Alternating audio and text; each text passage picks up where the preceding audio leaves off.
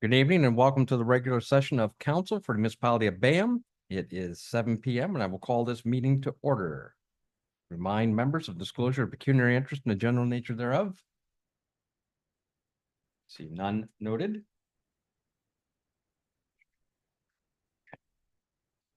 Review of items not listed on the agenda.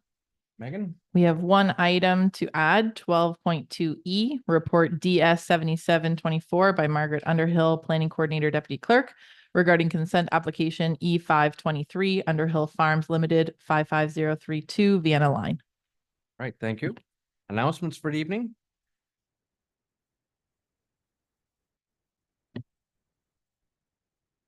Deputy Mayor. Thank you, through you, Mr. Mayor. Just a comment that last week, the mayor and I attended Straffordville and also the Port Burwell Fire Departments for their open houses, and just wanted to congratulate the fire department. Over 300 kids were playing around on the fire trucks, and I think that was excellent for our community. So congratulations to them. Thank you for that. That's a good comment.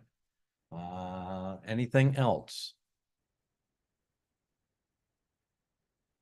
Okay, that's good. The only thing I'll offer is on the community calendar. If anybody's looking for breakfast on Sunday, it'll be in Vienna. 8 till 1. Megan, please. One last comment for the first meeting in November. Just a reminder that that has moved from the Thursday, the 7th to be Wednesday, the 6th. So our next meeting will be Wednesday, November 6th. All right, thank you for that. Moving on in the agenda to section 7, adoption of the minutes of the previous meetings, which includes the regular meeting of council held on October 3rd, 2024, and the statutory planning meeting held October 3rd, 2024. Everyone's had opportunity to peruse those minutes. If there are no errors or omissions, I need a mover and seconder for the following: that the minutes of the regular meeting of council held October 3rd, 2024, and the minutes of the statutory planning meeting held October 3rd, 2024 be approved as presented. Who wants to lead off? Deputy Mayor Weiser. Councilor Emerson will second. All in favor? And that's carried. Thank you. Slipping down to section 11, physical services and emergency services. 11.2, reports to council. We start off with item A, report PS 1324 by Steve Adams, Manager of Public Works, Drainage Superintendent, regarding the tender results for capital item number FA07 Marine Museum accessibility upgrades. Good evening, Steve. Thank you. Good evening, Your Worship, members of council. So the report before you is the tender results for capital item FA07, the Marine Museum accessible upgrades. So this capital item was brought forward after the CAO report 6223 was presented to council December 7th, 2023. Being that we were awarded through the Enabling Accessibility Fund $49,606 towards the Marine Museum renovations. Within this report from the CAO, it was also advised that the engineering estimated cost was going to be close to $80,000. So staff recommended utilizing the $20,000 from FA06, the Port Burwell Library upgrades, and to ensure the funding for the Marine Museum. So September 9th, Spreets issued the RFP for the renovations at the Marine Museum. This included the scope of the project, I guess, was a new front entrance door and 2 new washrooms, pretty much the removal of the existing washroom, and to bring this up to AODA standards. And that would be the front door, 2 washrooms, 1 universal, 1 standard washroom.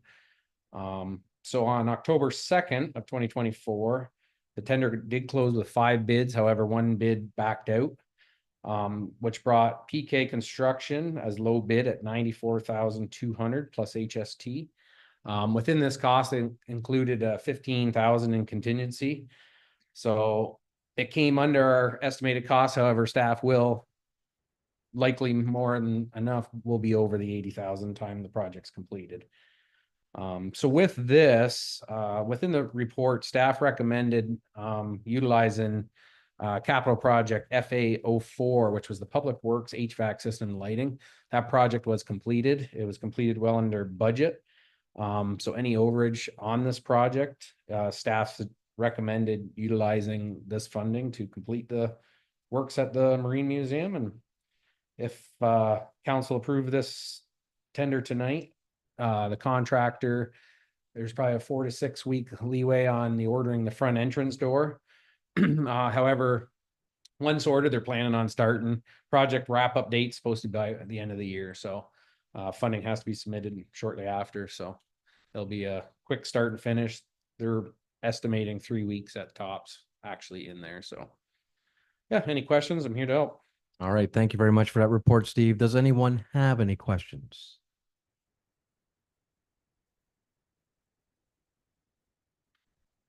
Okay, there was one that I heard about in the public, so I'm going to ask it, Steve.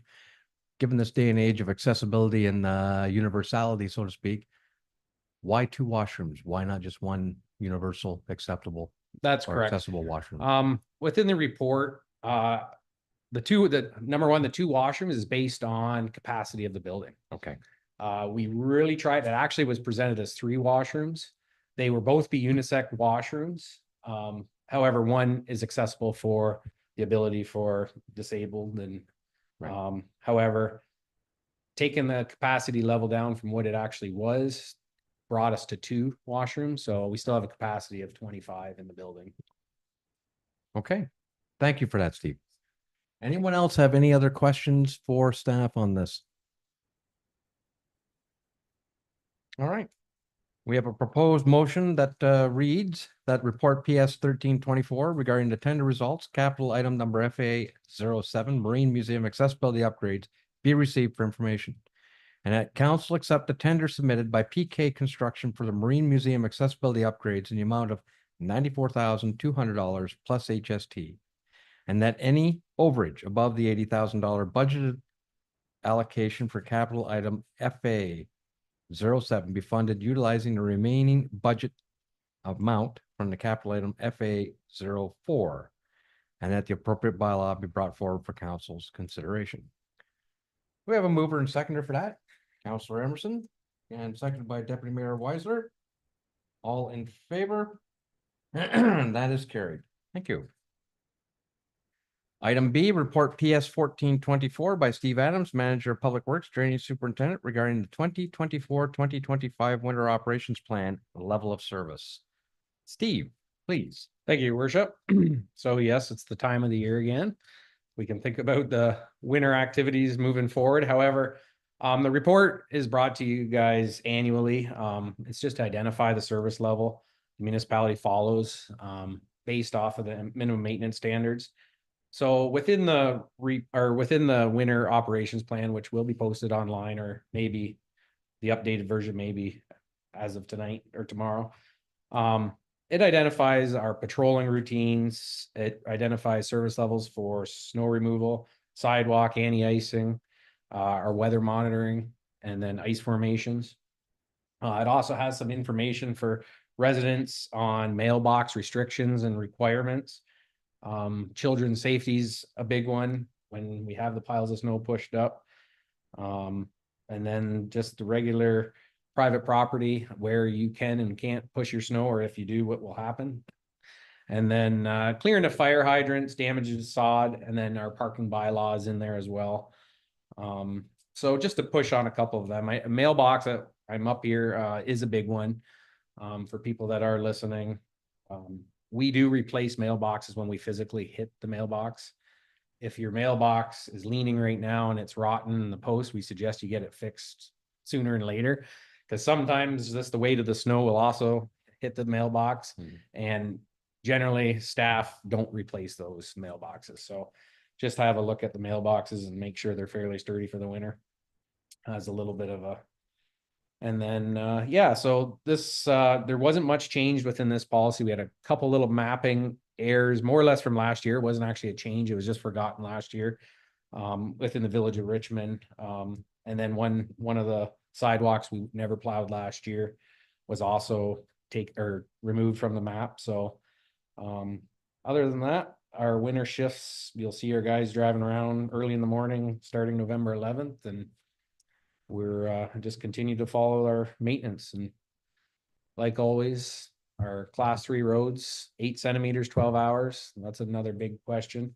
So just if anyone's referring to this report or the plan, that means our class 3 highways, which is Highway 19, 45, Cloden Road. Those class 3 highways at 8 centimeters, we have 12 hours to remove that snow. We do get a lot of calls that it's not done that hour. However, we generally are usually out. So our hours are 4 AM till 11:30. Plows come off the road unless it's icy conditions. So any questions? I'm happy to help. All right, thank you for that report, Steve. Does anyone have any questions? And I certainly thankful that you brought forward the time for minimum maintenance standards as well as the amount of snow. Mhm. Yes. So a little skip of snow, That's right. sorry. Somewhere in the schedule or in the report, Steve, I had thought I'd read shifts or not shifts, Yep. but patrols beginning October 1st, and yet it's November 11th that you. So we do weather monitoring. That is done. We have to monitor and record the weather from October 1st. Thank you. And then our actual physical patrols, when you see the truck driving around on nice sunny days, that's not just because we want to. I'd rather have the guys doing other things. However, we have to, that's a mandated thing. So we do have that starting November 11th. Okay, thank you for that. Anything further from council? Okay. Our draft report reads that report PS 1424 regarding the 2024-2025 winter operations plan level of service be received for information, and that the council of the corporation municipality of Bayham approve the municipality of Bayham winter operations plan level of service policy and associated mapping. Do we have a mover and seconder? Deputy Mayor Weiser and Councillor Emerson will second. All in favor? That's carried. Thank you. Section 12, Development Services, Sustainability and Conservation. 12.1.1 to receive for information, notice of passing regarding zoning bylaw amendment ZBA 2224 pros. Any questions regarding that? Okay. Then the motion that item 12.1.1A be received for information. Deputy Mayor Weiser will move. Councillor Emerson will second. All in favor? That is carried. 12.2 reports to council.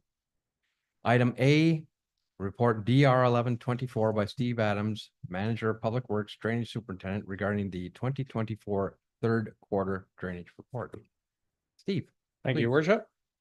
The report before you is the third quarter report on our municipal drains and all the activities within the municipality. Pretty quiet third quarter. The crops are out, so we weren't hearing so much coming in. However, things will change moving forward. We did have one new petition during that time, if council remembers. That's for the County Road 43 drain. That was pushed ahead for our municipal engineer to prepare a report. We did complete the Peters drain up in off Cloden Road there, and that's finalized. We do hold a 1 year for the work that was done as a warranty period. And then we also hosted the preliminary meeting for the Vienna Ridge subdivision there, along with the Frank Wall petition out here on Sandytown, and that was August 27th. The drain maintenance over the summer, Pearson drain, we had some minor work easily taken care of. We had some completion on the orange drain, and that was it for maintenance. There were a lot of bills that went out, invoices from this year and the last half, I believe, of last year. So that was out on the August bills. Yeah, and as of that DFO I brought forward earlier, we haven't heard anything on that, the Schonberger winter and freezing drain. I also checked today just to see if it was upgraded. It was supposed to be updated on Ag Maps, however, nothing further on that one to report. So we'll leave it at that. If there's any questions about the report, happy to help. Thank you for that, Steve.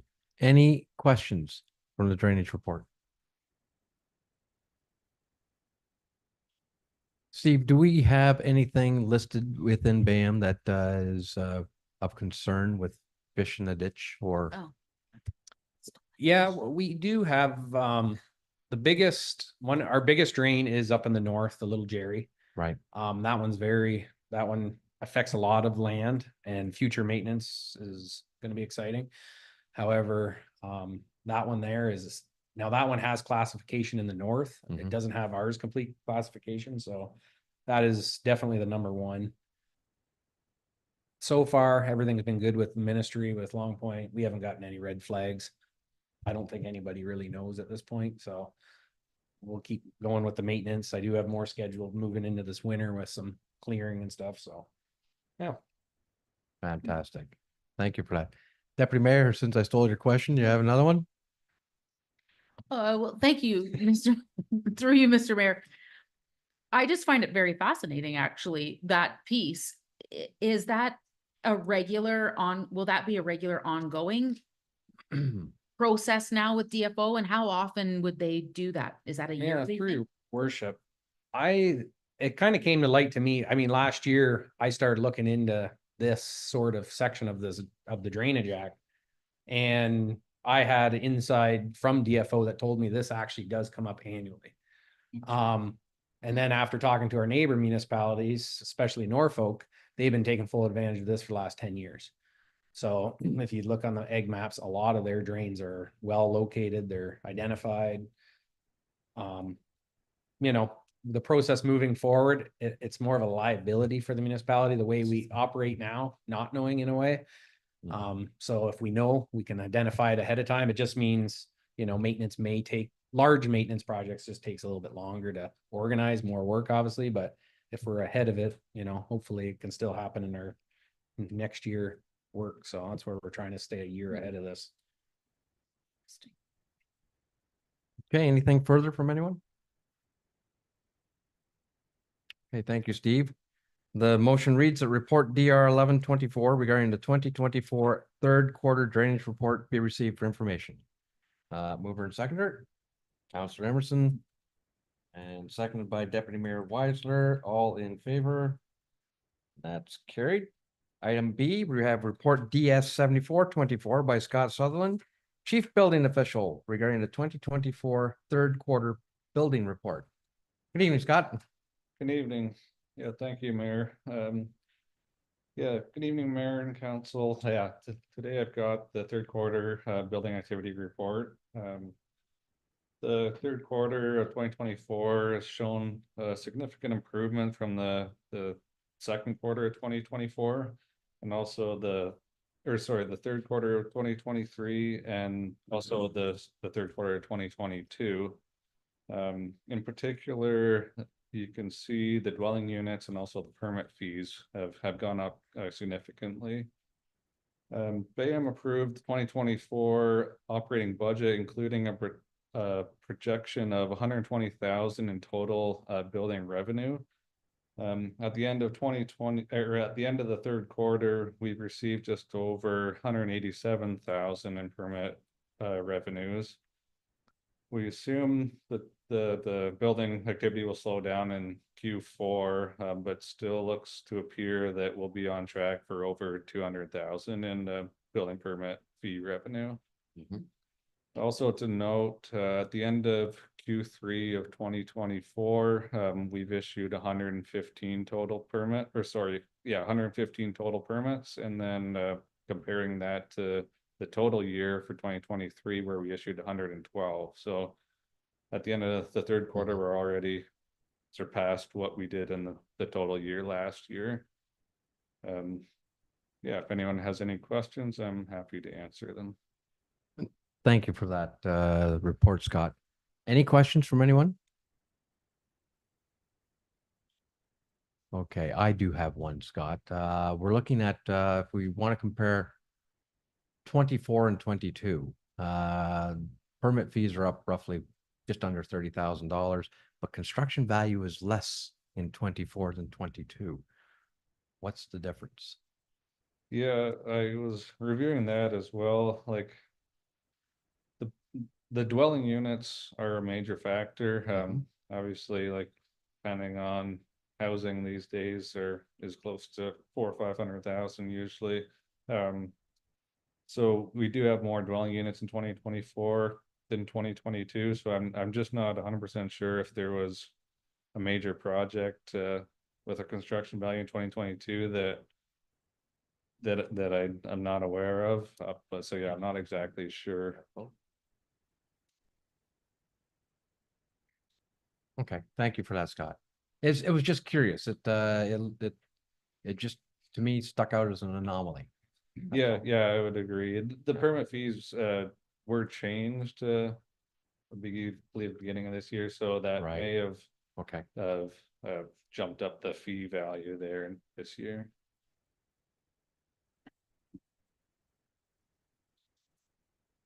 two industrial in 2022. That was from the treasurer.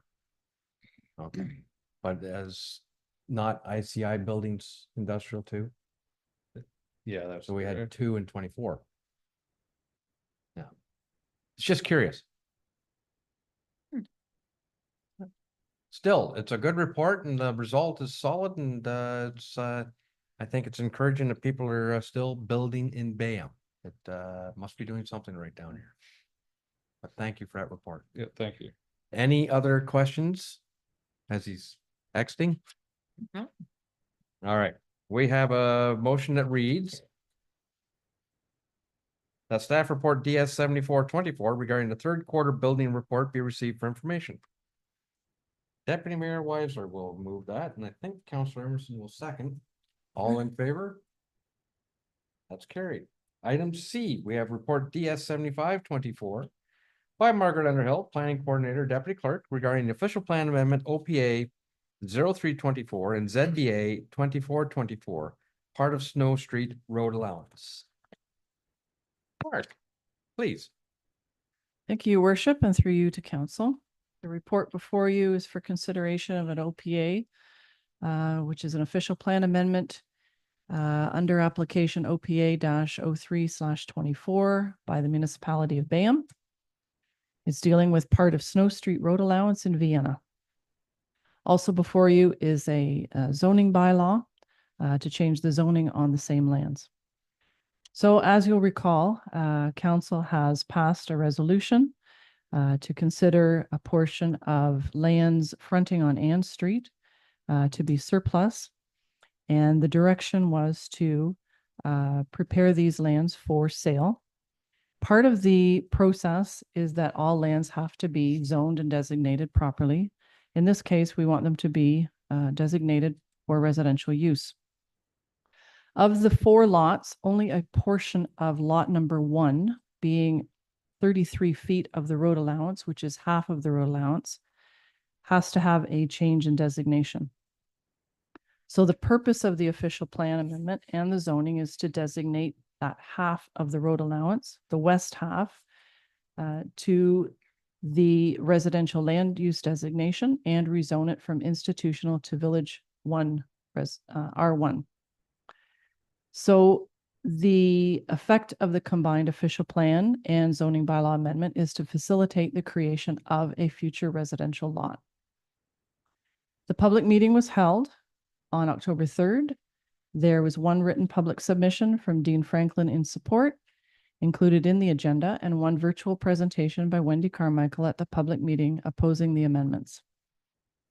So the planner's memorandum dated October the 9th presents the applications and the background, as well as provides an analysis against the Provincial Policy Statement 2020, Provincial Planning Statement 2024 that will be in force and effect on October 20th, the County of Elgin official plan, the Municipality of Bayham official plan, and our zoning bylaw. The draft OPA is attached to this report for your consideration. Should you adopt the OPA, it will then be forwarded to the approval authority, the County of Elgin, for consideration for approval. The draft zoning bylaw is also presented with this report for enactment. However, As stated in the bylaw, it will not come into force and effect until such time as the official plan amendment number 38 comes into effect. Mhm. So the report is before you and I'm here for questions. All right, thank you very much for that report, Mark. Does anyone have any questions for this or regarding this report? Excuse me. Okay. You left us a very lengthy motion. Like me to read it? Oh, I'll do it. But thank you for the offer. We have a draft motion that reads that staff report DS 7524 regarding the official plan amendment application OPA 0324 submitted by the municipality of Bayham be received for information. And that pursuant to Planning Act regulations, Bill 73, Smart Growth for Our Communities Act 2015, it be pointed out that at the public participation meeting held October 3rd, 2024, associated with this application, there was one written public submission received and one virtual presentation, and that all considerations were taken into account in council's decision passing this resolution. And that council considers the proposed amendment to the official plan to be consistent with the provincial policy statement 2020, the provincial planning statement 2024, and in conformity with the Elgin County official plan and the municipality of Bayham official plan. And that bylaw number 2024-063 being an adopting bylaw for official plan amendment number 38 for the purpose of designating the subject property to the residential land use designation in order to facilitate the creation of a new residential lot and also facilitate the concurrent zoning bylaw amendment application ZBA 2424 to rezone the subject lands from institutional zone to village residential 1 zone to permit residential development on the future lot. And that adopted official plan amendment number 38 be forwarded to the County of Elgin for approval.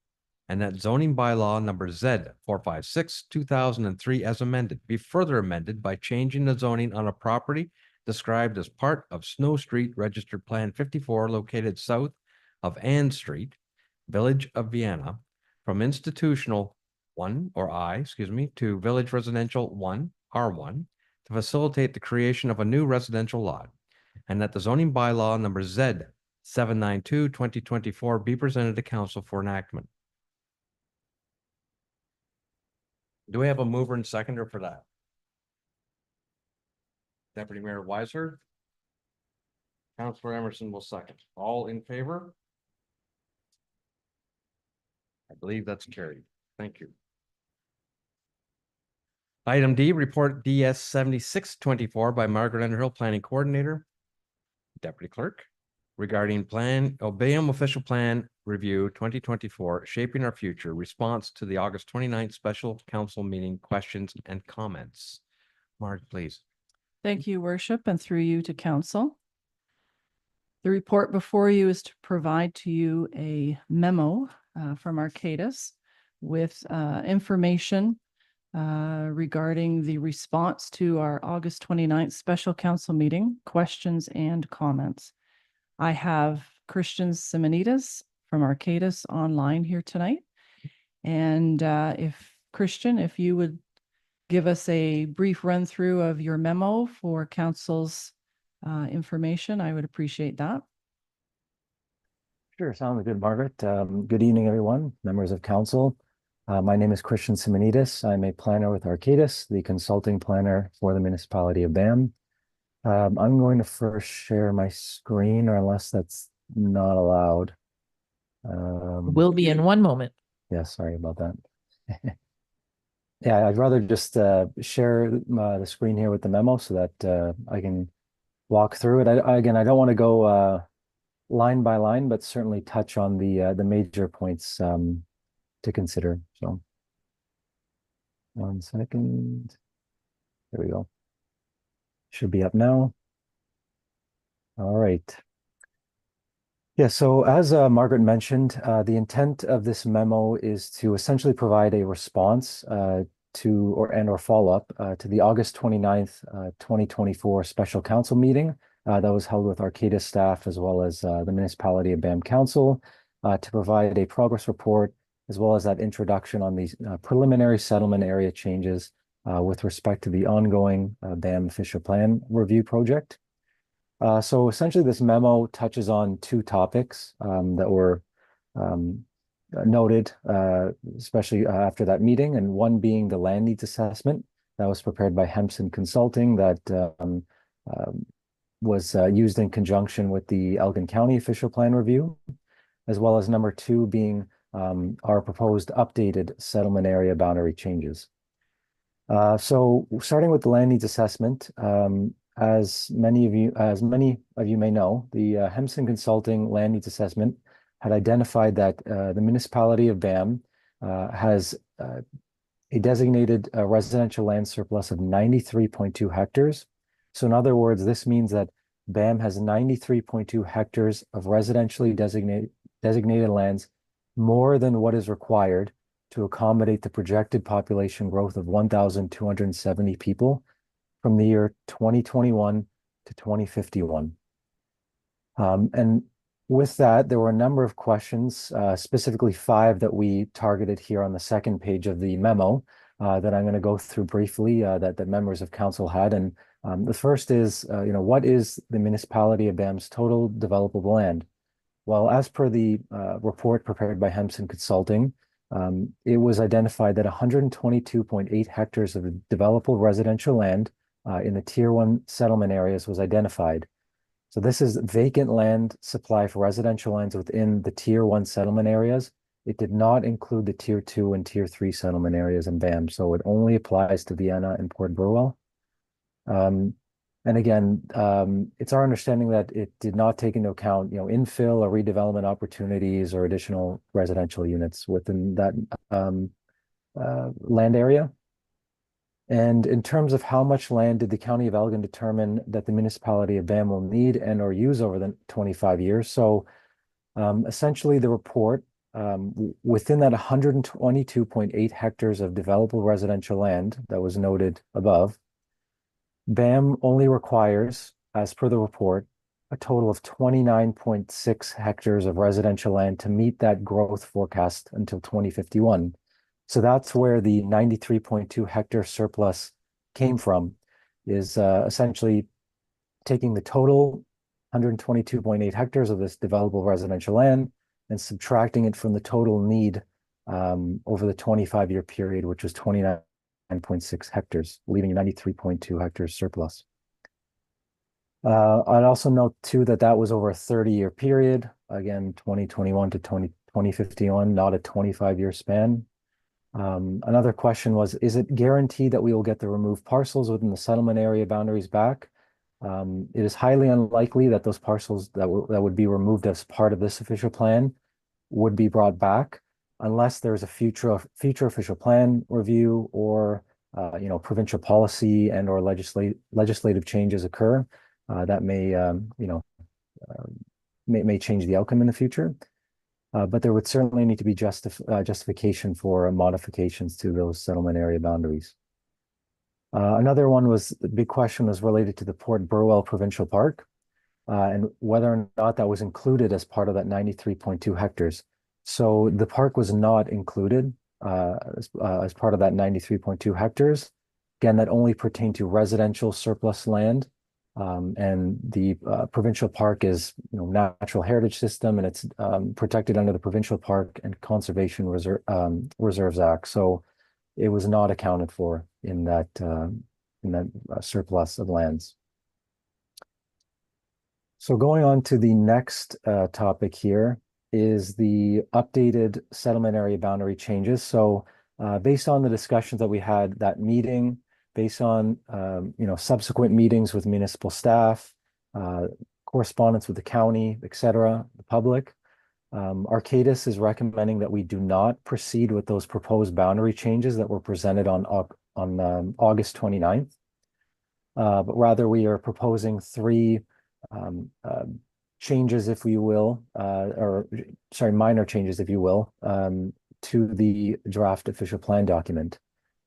So given that this is what we've noted previously and throughout this project, that this is a conformity review or conformity exercise, since the County of Elgin didn't alter the settlement area boundaries, despite there being the 93.2 hectare surplus of residential land, We're intending to maintain the existing settlement area boundaries with these three sort of proposed changes that I'm going to walk through with you. So the first being the provincial park in Port Burwell. So Arcadis is going to maintain that we propose to remove the provincial park from the settlement area. Reason being is that it is a naturally environmentally protected land that really should not be within an urban settlement area.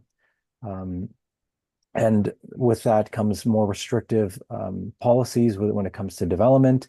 And it would be highly unlikely or very unlikely to for there to be any residential development occurring at all, if ever, within that provincial park, which is why it was our opinion that it should not be within an urban boundary. Another sort of change that we're proposing is what we're referring to as minor boundary adjustments and or clerical amendments. So we're really only proposing these sort of minor rounding outs of existing residential parcels within the hamlet of Corinth as well as the hamlet of Richmond. So I'm going to scroll down to the image so you can see what I'm referring to. So let me see here. Yeah, so in the hamlet of Corinth, so we have three properties here that you can see. The red is the existing settlement area boundary. The blue is what we're proposing as what I've noted as rounding out.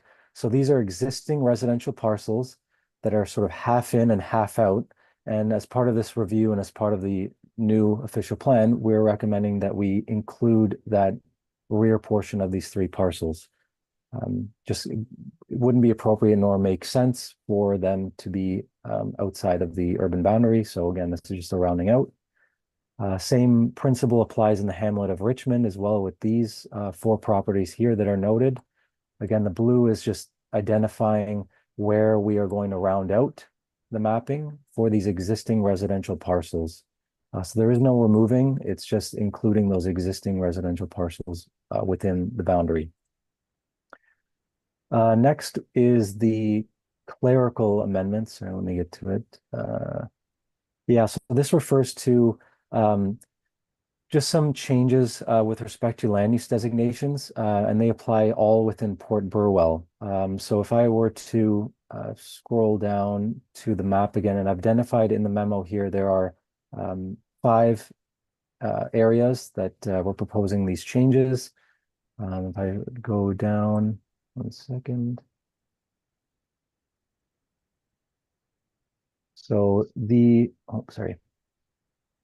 property that I'm highlighting up here, concession 1 north part lot 9 off of Nova Scotia line there, it has no frontage along a public road within the urban settlement area. We're proposing to redesignate that to agricultural and also remove that as part of the settlement area. The reason being is because it is essentially landlocked from the settlement area. The access is further north, and it would be fragmentation of agricultural lands. So that's the change that would be proposed there. For the lot here, again, along Nova Scotia line 55429, we're proposing that the front half of the property be residential to recognize an existing residential use. Similar to the property below, 55451, it would be redesignating that to institutional to recognize an existing fire station. Now, I guess the big question is what will happen to the residential parcels that are already within the Port Burwell Provincial Park? So what we're proposing here, and we've identified them as, the parcels in Libby Avenue, Fay Street, as well as the 2 parcels off of Ashley Avenue, that we're proposing a site-specific policy area. They would be removed from the Port Burwell settlement area. However, the site-specific policy area would recognize that existing residential use and wouldn't prohibit future development and recognize those existing residential lots within there.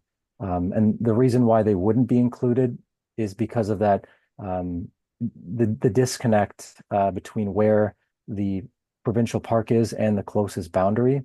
You want some continuity, obviously, with the mapping, and to have, you know, these jagged pieces coming out and whatnot. In our opinion, this is a tool to use a site-specific policy area that is most appropriate for that area.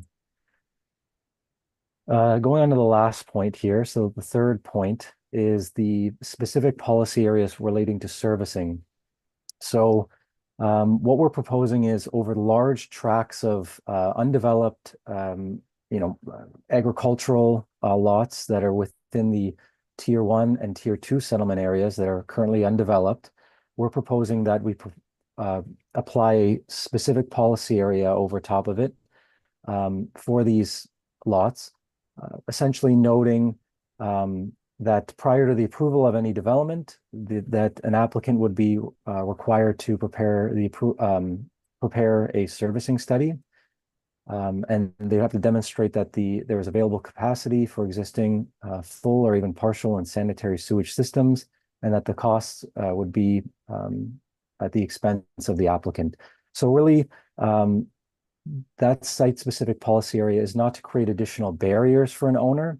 It's more so a tool to inform them of the required servicing studies and the reports and our plans required for those properties that would require the extension of servicing.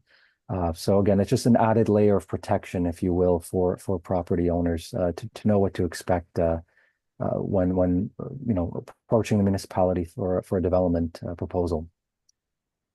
Now, just to conclude the memo here, it's Arcadis's recommendation opinion that we will be proceeding with these noted revisions in the memo for this first draft official plan document. Certainly, there is time following the release of the first draft to make any additional revisions, have additional consultation with the public, which we certainly will have. There will be a scheduled open house that is pending for that first draft official plan. So this is not the end all be all. And again, I want to keep stressing that, but the intent is to not have a piecemealed approach with this and just release the first draft. We get the comments in, and then we can adjust accordingly where necessary.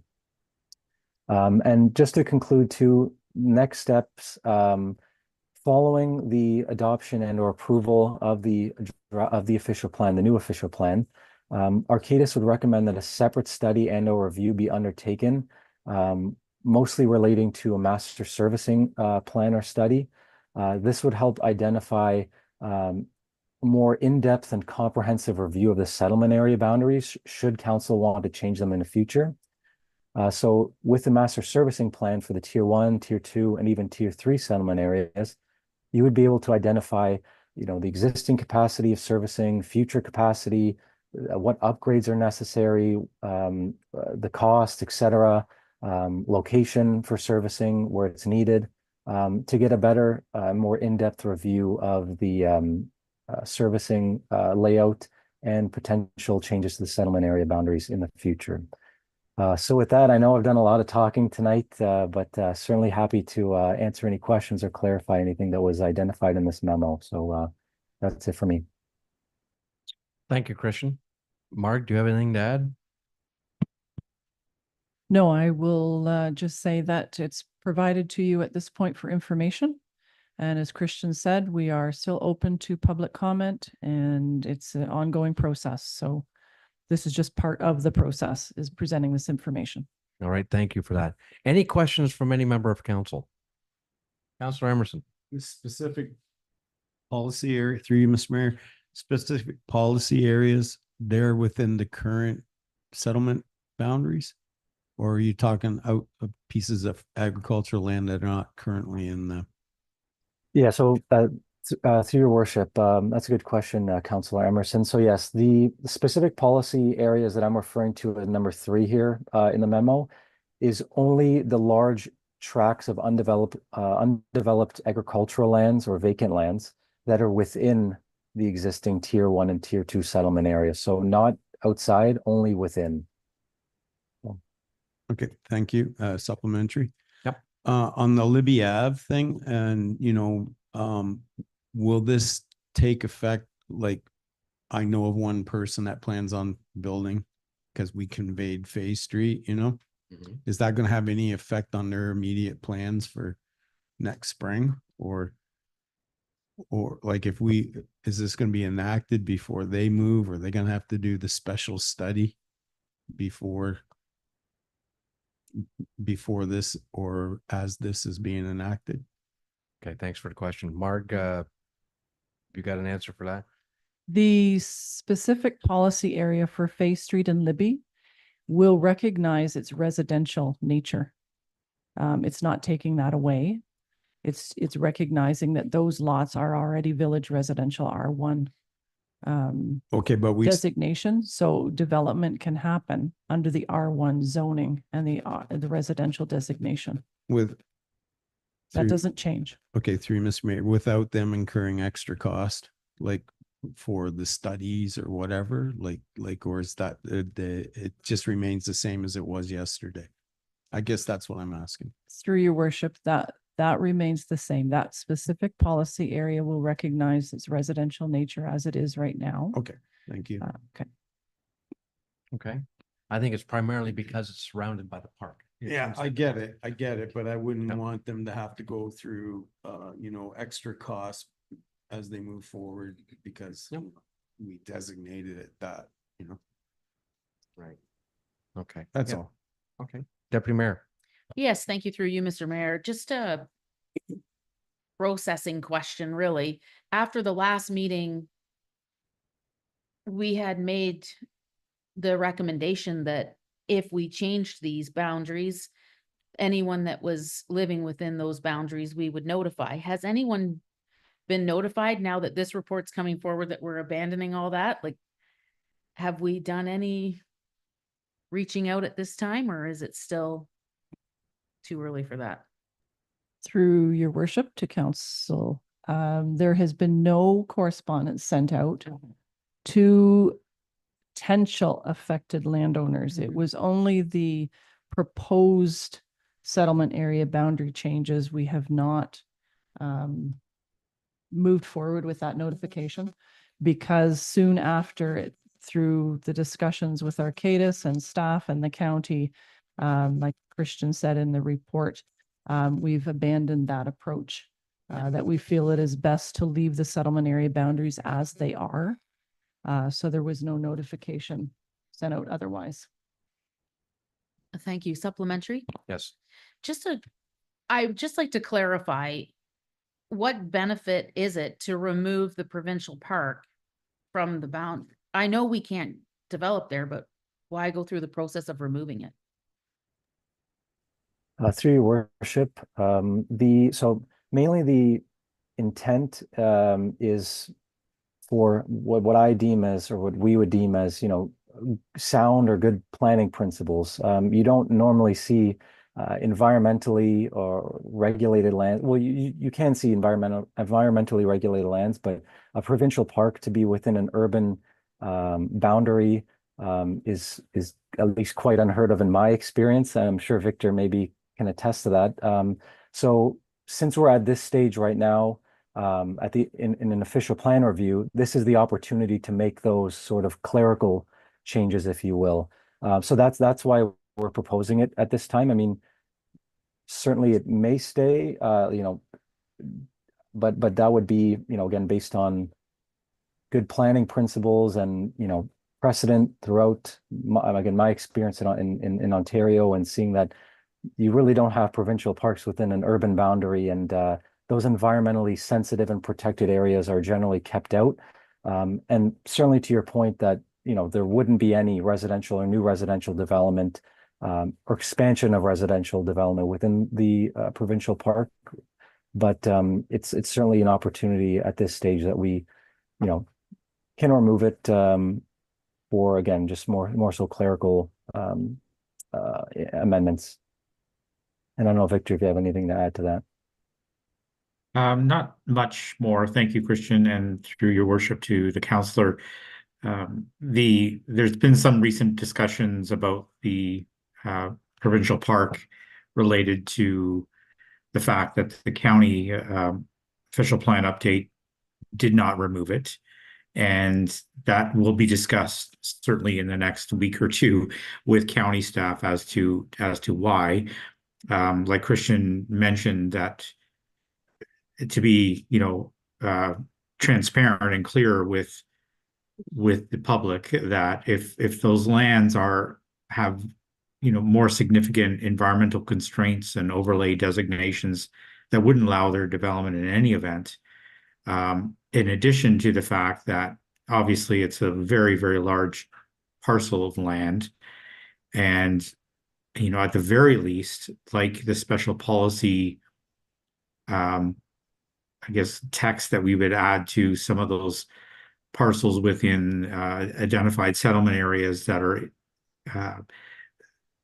that a servicing study would have to be required to demonstrate servicing capacity for any lands within the provincial park, for example, would be at the very least what we would require. But I think it's sort of misleading and not upfront to put in this update that they could still be in a settlement area for the reasons Christian mentioned earlier, that it's a provincial park and the servicing is not available to it at this point.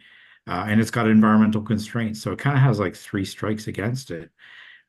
But we'll discuss that certainly with the county in the next week or two. And that'll be part of our next recommendation in the first draft of the official plan. Okay. Does that answer, I have one. Councilor Emerson? I can appreciate the change in direction as far as the settlement area things, and I can understand, and I think that's a pretty good idea for the specific policy areas for servicing. But I still know there is part of that land in Vienna that can't be.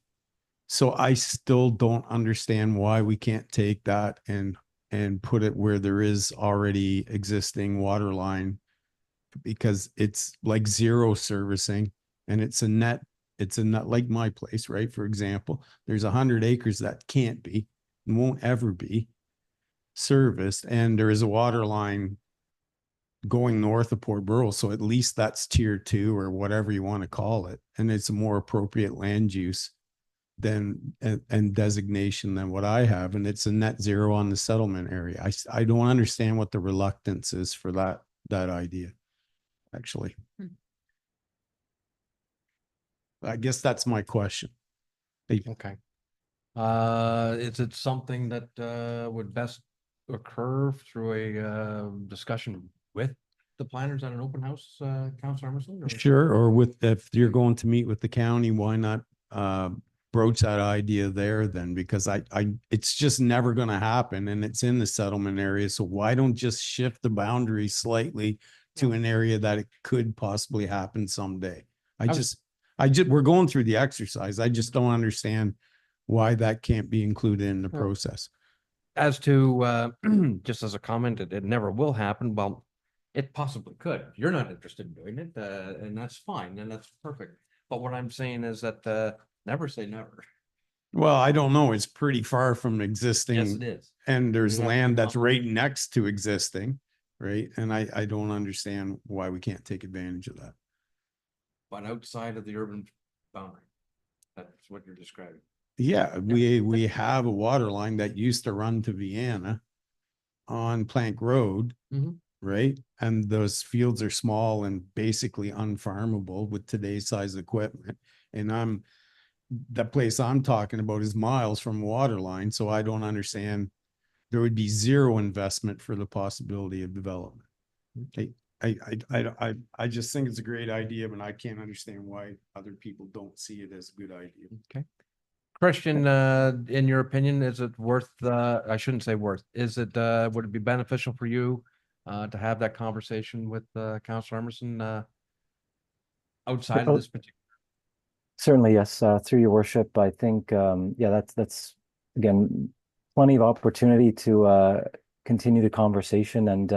And just to clarify, through your worship to Councilor Emerson, you're referring to again, the expansion of the land south of Vienna between Port Burwell and Vienna along Plank Road, correct? Is that? That's what I'm. Yes, yeah, I do recall that. So yeah, that's certainly something that we can bring up to the county as well in our discussions over the next week or so, and bring that forth to them. But I will note, notwithstanding that, it sort of aligns with the conclusions and or recommendations that were noted in the in this memo here, and that the municipality at this time, and this is, based on conversations that we've had with Margaret, Thomas, Ed Rollison as well, in that the municipality does not and has never had a master servicing plan or study that's been completed to identify, existing capacity, future capacity, necessary upgrades, et cetera, location for extending servicing at a more detailed level and or comprehensive level, which is what we're proposing as a next step potentially beyond the new official plan. So that may be a future step to determine,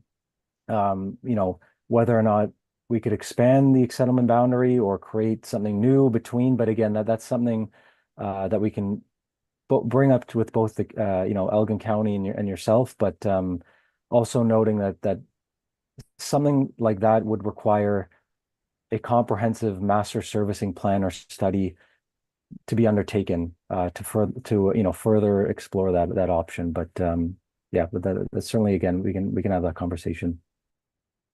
Yeah, thank you. Thank you. Deputy Mayor, do you have something further, or are you okay, or?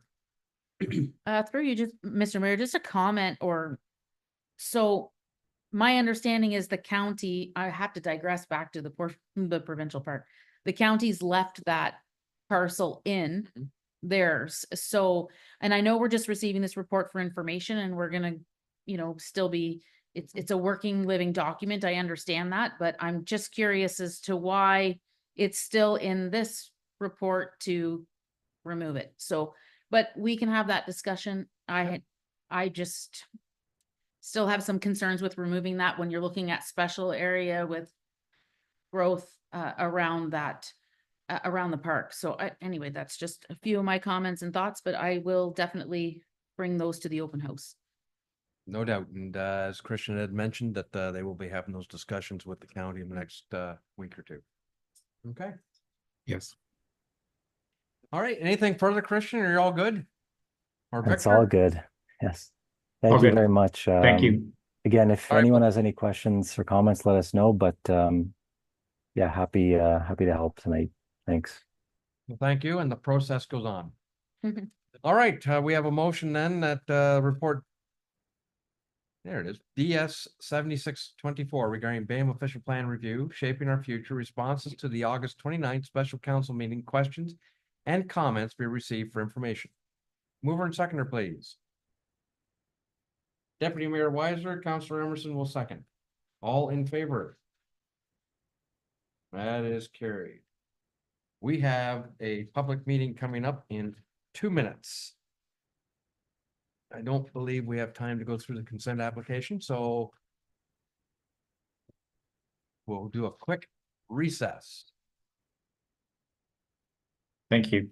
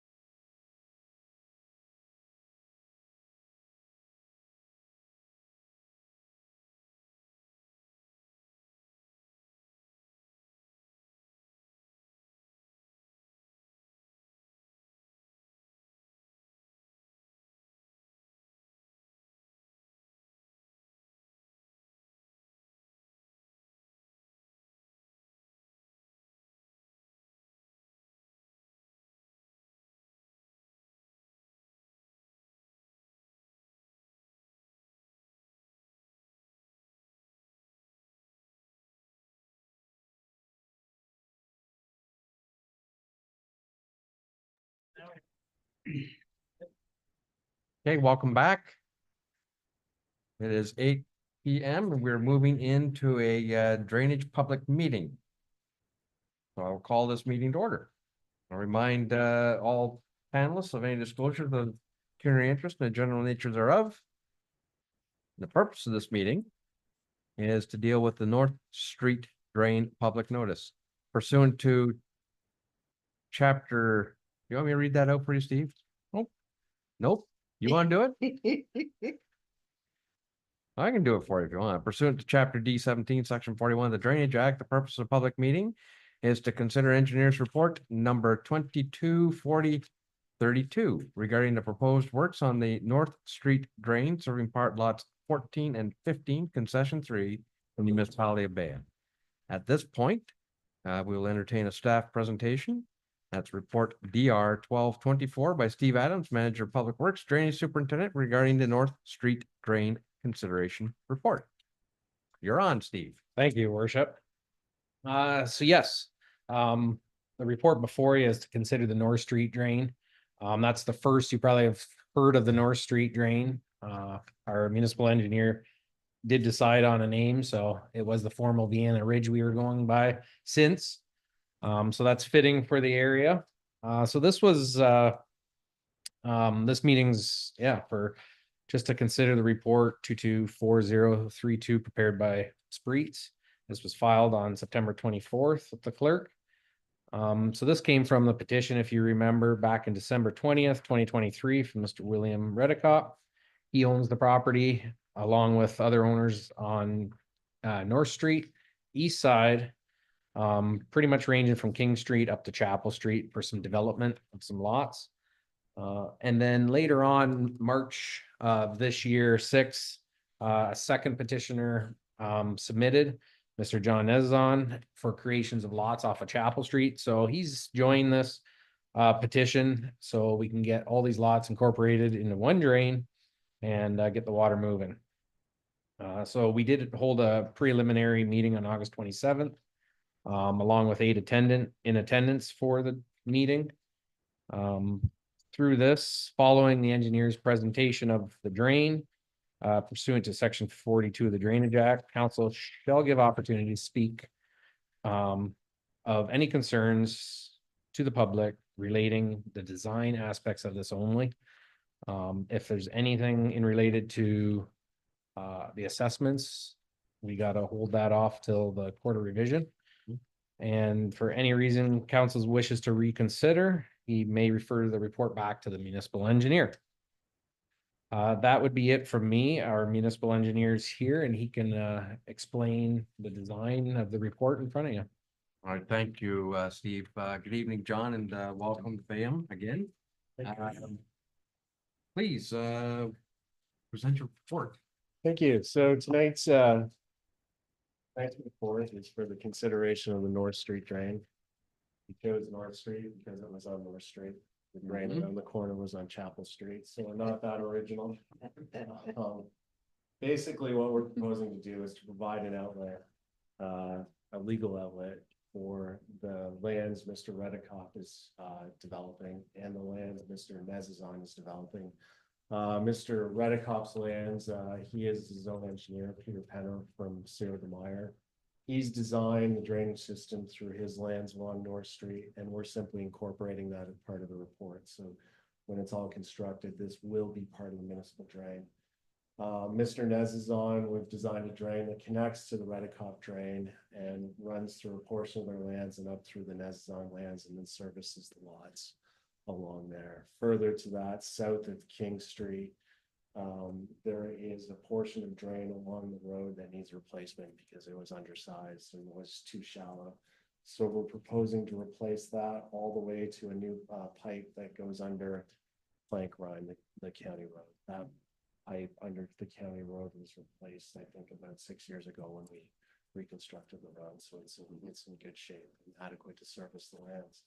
So that's basically what we're doing. We're just providing a drain, incorporating work so every lot has a legal outlet, meets the conditions required, and deals with their drainage. Any questions? Okay, thank you for the report, John. Does anyone have any questions regarding the design?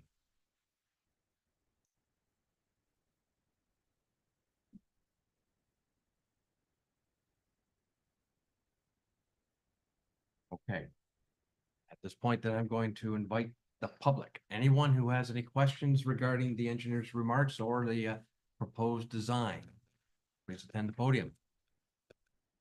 This is a chance. If you wish, please come forward. Is there a sign-in sheet, Steve? Yes. And this is pertaining to the design tonight, not the cost or the portion.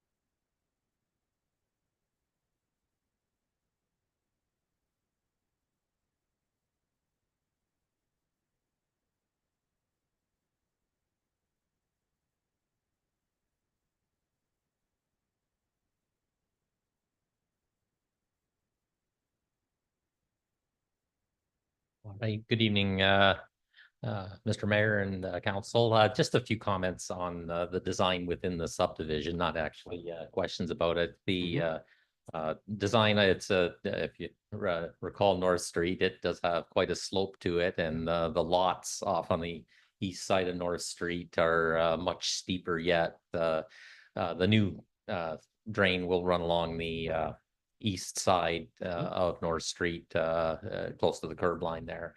And there will also be a ditch that remains along that side as well, just due to the volume and velocity of the water that comes off there. The storm sewer on the street itself will meet the 5-year design criteria, which was fairly easy to meet with how steep the street was. There's a little bit of stormwater management built into this project as well. That's going to be not part of the drain, but onto the lots themselves. There will be some sand-filled trenches that water coming down the lot lines will soak into the ground and then be captured by some drainage tile and brought into the system. The steep slope heading up to the east also is, we call it a ravine, but it seems odd because it heads up so quickly from the road there. That pipe has got 100-year design capacity to it. I did not want to be called back after a large rain where there was some severe washouts on the slope there. And so that's the design that's been incorporated into Spreet's report for this. So with the fields up top, we wanted to also make sure we had a good size inlet to avoid them clogging with debris from corn and soybeans, field debris. So that's all part of the design as well, just information. Thank you. Anyone else from the public?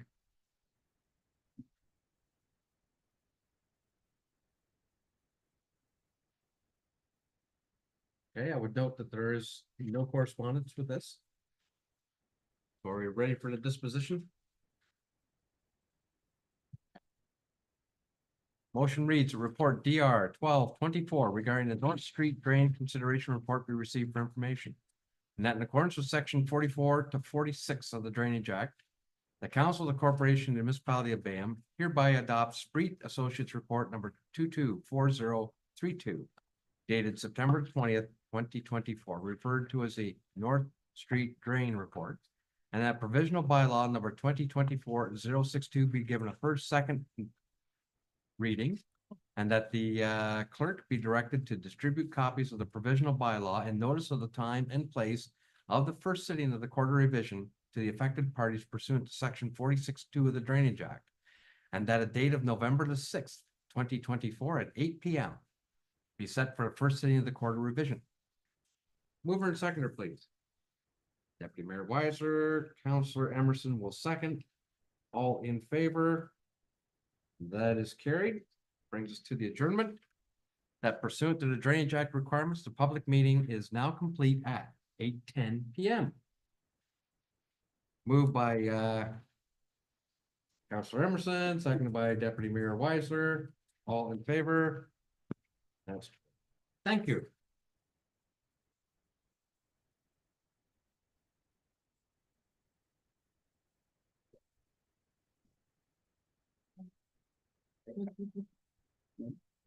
See you, John. Okay, that brings us back to our regular agenda, and we left off at 12.2E, report DS 7724 by Margaret Underhill, Planning Coordinator, Deputy Clerk, regarding. Wow, how do you like that? It's a consent application. I know that. It's not on there. Well. Regarding consent application E523 Underhill Farms Limited. Thank you. Just saving ink, right? Perfect. Mark. Thank you, Your Worship, and through you to council. The report before you is exactly that, dealing with a consent application submitted by Underhill Farms Limited. Consent file number E5-23. It was received, submitted by Agent Logan Burnett on behalf of Underhill Farms Limited for lands located at 55032 Vienna Line. The owner's proposing to sever a 0.4 hectare parcel and retain 117.6 hectares of land with the intent to create a residential lot containing an existing dwelling surplus to the needs of the farm operation. The subject lands were previously subject to official plan amendment number 36, and it was adopted by council March 7th, 2024, and received approval from Elgin County on April the 9th, 2024, purposely addressing our official plan section 2.1.7.1 by adding a site-specific policy. Section 2.1.7.9 to permit the severance of the existing dwelling made surplus through farm consolidation that previously did not conform to policy 2.1.7.1, where more than one dwelling and severance of a surplus farm dwelling had previously occurred on the farm parcel as a result of a farm consolidation. Elgin County Land Division will consider the application on October 23rd. The planner's memorandum dated October 16th, attached to this report, analyzes the application subject to the Provincial Planning Statement 2024, the Elgin County Official Plan, and the Municipality of Bayham Official Plan and Zoning Bylaw. With the approval of the OPA number 36 by Elgin County, the applicant has satisfied the requirement to conform to the official plan in order to permit the severance of more than one dwelling made surplus from the farm consolidation. So the purpose of the consent is to sever the remaining dwelling. Staff and municipal planner recommend support of the consent application for the surplus farm dwelling and creating a new residential parcel with the recommended conditions before you. And I leave it with you, Your Worship, for questions. Thank you for that report, Mark. Does anyone have any questions regarding this consent application?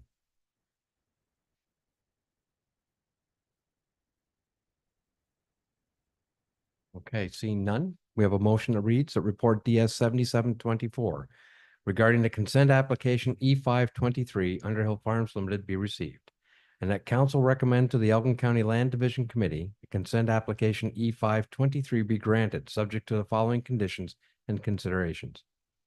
Number one, the owner obtain approval of a zoning bylaw amendment for the proposed severed parcel to be changed from agricultural A1 zone to rural residential RR zone, and the retained parcel to be changed from agricultural A1A zone to be a special agricultural A2 zone to prohibit new dwellings. Number two, that the owner removes the concrete pad encroaching on the severed parcel. Number three, that the owner provides the planning report fee payable to the municipality upon the consent receiving conditional approval.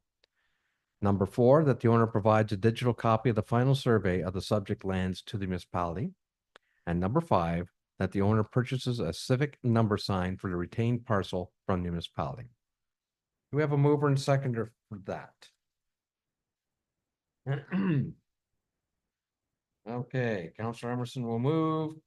Deputy Mayor Weiser will second. All in favor? That is carried. Thank you, Mark. Moving on with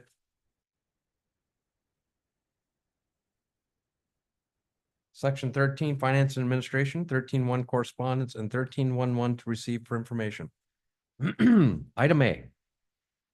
Municipality of Lambton Shores regarding the Southwest Community Transit Services. Item B, Oxford County regarding the Southwest Community Transit Services.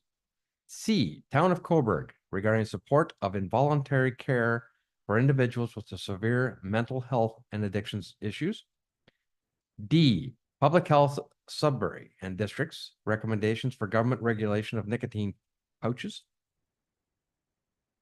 E, Western Ontario Wardens Caucus regarding roadside zoo legislation. F, Long Point Region Conservation Authority regarding the September 4th, 2024 hearing board meeting minutes. And item G, the Long Point Region Conservation Authority regarding the September 4th, 2024 board meeting minutes. Are there any pieces or is there any piece of correspondence that anyone from council wishes to draw attention to, make comment on, or support?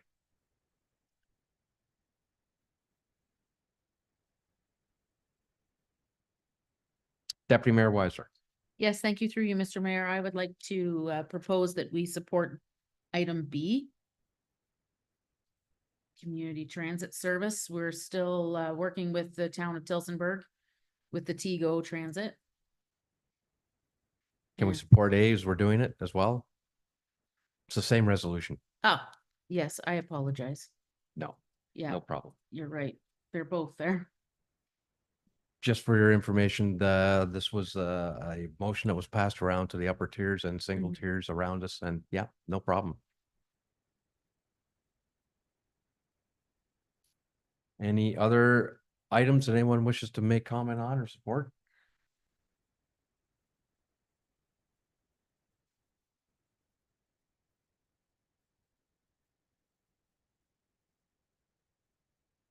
Okay, seeing none. Megan, if you got something there for us? That items 1311A through G be received for information and that the municipality of Bayham supports items A and B. Okay, mover and seconder, please. Deputy Mayor Weiser, Councilor Emerson, all in favor? That is carried. Thank you. Moving on to 1312, requiring action. Item A, Good Roads regarding the establishment of an Ontario Rural Road Safety Program. Megan, you're up for this one. Through your worship, correspondence from Good Roads has been circulated looking for support for a rural road safety program. The program would target a rural municipality's most dangerous roads, perform road safety audits, and install modern safety infrastructure. Good Roads has been in conversations with the Ministry of Transportation to fund the program, and the correspondence includes a draft motion should you wish to support the initiative. All right. Any comments or questions from any member of council?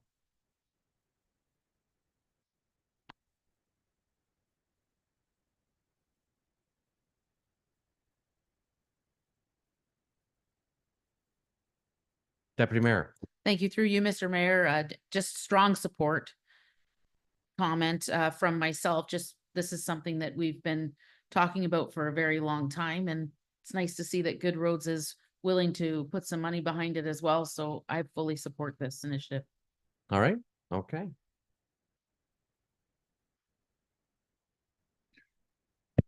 Megan? So we have a somewhat lengthy motion, so bear with me here. So whereas official statistics from the government of Ontario confirm that rural roads are inherently more dangerous than other roads, and whereas despite only having 17% of the population, 55% of the road fatalities occur on rural roads, and whereas rural, northern, and remote municipalities are fiscally strained by maintaining extensive road networks on a smaller tax base, and whereas preventing crashes reduces the burden on Ontario's already strained healthcare systems. And whereas roadway collisions and associated lawsuits are significant factors in runaway municipal insurance premiums, preventing crashes can have a significant impact in improving municipal risk profiles. Therefore, be it resolved that the municipality of Bayham requests that the government of Ontario take action to implement the rural road safety program that Good Roads has committed to lead. It will allow Ontario's rural municipalities to make the critical investments needed to reduce the high number of people being killed and seriously injured on Ontario's rural roads.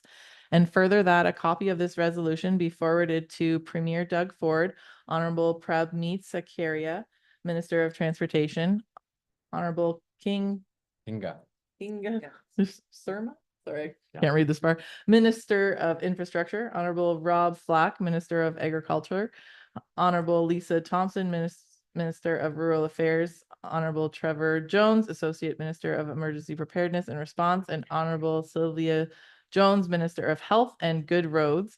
And further, that this resolution be circulated to all municipalities in Ontario requesting their support. Deputy Mayor, you're moving that? Move. Councilor Emerson, you'll second. All in favor? Okay, that's carried. Item B, Ontario Big City Mayors regarding Solve the Crisis campaign. Any questions, or do you wish to make a presentation on this? I was just gonna do a quick Real note. quick, please. So this past August, Ontario Big City Mayors launched solvethecrisis.ca campaign to address the homelessness, mental health, and addictions crisis happening in municipalities across the province. The correspondence again includes a draft motion should you wish to support, and includes further background information. Any questions, comments?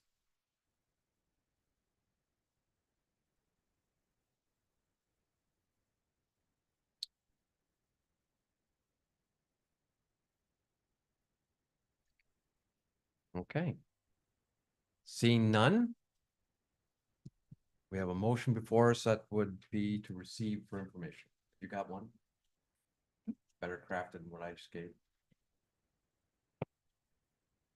So we have that item 13.1.2B, Ontario Big City Mayors regarding Solve the Crisis campaign be received for information.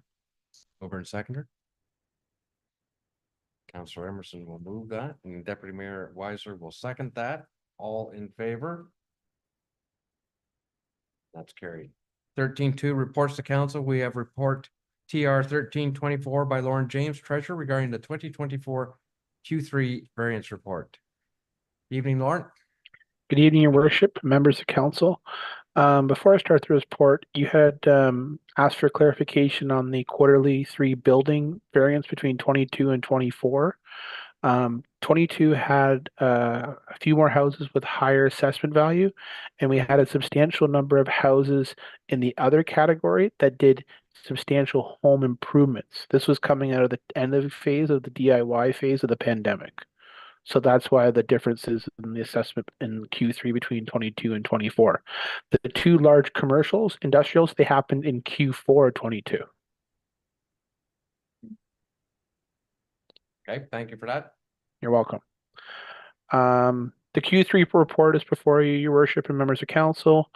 Really, it's a really good report. Functional revenues are where they need to be. Operating expenses have slowed down with slowing inflation, and several of our capital items are completed, with many of them under budget. One item of note, we had a GIC that came up for maturity during the quarter. It was not renewed, as those funds are required on hand to cover off the most recent fire equipment purchase.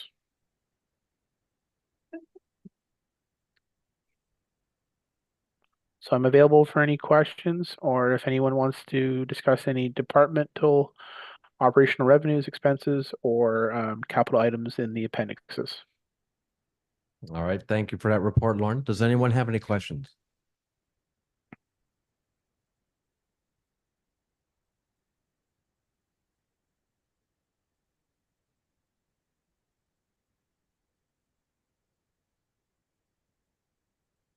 Just looking quickly over things. Your Worship, there's one other item to note. This quarterly report's a little bit different than the previous Q3. I've given direction on the 2025 budget direction. So we're targeting to present the draft operating budget after council formally provides direction on paying down or extinguishing the HMCS Ojibwe debt. All right, thank you for that. Before we get into the motion, does any member of council wish to propose a budget target? I realize we've been, hitting things pretty hard for the last couple of years. So anyone want to propose a number for staff to aim at? Keep in mind, last year, we staff began at a 22%. We ended up under 10.3. So I think staff would like to have us give them a target that they can at least try to begin deliberations at. I don't, excuse me, I don't understand your question, actually. All right, so in terms of a budget increase for 2025, do you want to give staff a bit of a target to aim for at this point? Or do you want them to just come back like they did last year? Last year, they started off at 22 and brought us a 10.3 at the end. All right, so say for this year, do you want to suggest to staff aim for a 6% and see where we get? No. I'm not talking about tax levy, I'm talking about budget. Oh. Right? Hmm. I know it's not easy, it's not, and Well, you know what our fellow counselor would say. I know what our fellow counselor would say, but our fellow counselor is not here, nor is he, you know, if we could fall into that range, that would be fantastic. I don't know how we can. I'm through you, Mr. Mayor, I'd suggest 5. Well, we can, 6 to 8. I was thinking with the deputy mayor as well, but again, it's just a target and we'll see what staff can come up with. Does that sound reasonable? You want to Sure. try 5? Do you want to try 6? I'll split difference and say 6. Okay. Hey. Lauren, you asked, you can't You're- come back now. No, your worship, internally, we have identified as 6 to 8 as kind of our preliminary internal target. But if council wants to do more, then we could present it as reported in after March, and then we can go with the same a la carte where there's options for council to consider for levy reductions, no different in the past. Okay. That would be appreciated. Yep, I think that'd be appreciated. Shall we say, even if we presented you with a 6% target, that's no reason not to shoot for better. But anyway, 6% okay with council? It is with me, no contingencies. We'll see how they work No on that. 30% contingency. Yeah, yeah. No Okay. pressure, Lauren. No pressure. Megan, have you got something for us there?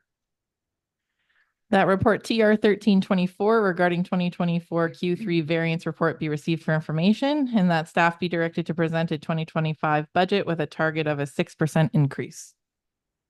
Okay. Yep. Mover and seconder for that. Okay, go take Counselor Emerson and surprise, surprise, Deputy Mayor Weidler. All in favor? Carried. Thank you, Lauren. Thank you, your worship and council. Item B, report CAO 4324 by Thomas Thayer, CAO, regarding the public comments received during the disposition of parts 1 through 8, Plan 11R, 11-261, and street lands. Good evening, Thomas. Good evening, Mr. Mayor, council. Sorry I can't be there tonight. I'm up in Huntsville at a conference, but I do have some information for council regarding report CAO 4324. So this report comes forward as council has directed surplus of parts 1 through 8 on Plan 11R 11-261 being the Ann Street lands to comprise 4 building lots fronting on Ann Street. So this surplus direction has been provided, and in accordance with the direction provided on August the 15th, we did commence a comment period. That comment period lasted 24 days. We publicly advertised on September the 13th. It was open until the 7th of October, published on the municipal website and advertised in the Elmer Express. The notice is attached to the report for council's information. The general intent of the public comment period is to determine whether the proposed disposition will negatively prejudice an abutting or benefiting landowner. However, it has been municipal practice in the past to generally accept public comments with respect to a proposed disposition. With respect to this disposition, no formal public comments were received. However, there was one comment that was received during public participation meeting in regards to the combined municipal-led official plan and zoning bylaw amendment. This was a written comment in favor. We did also have an oral comment against. Outside of the comment period, there has been some discussion with area landowners regarding the disposition of the lands.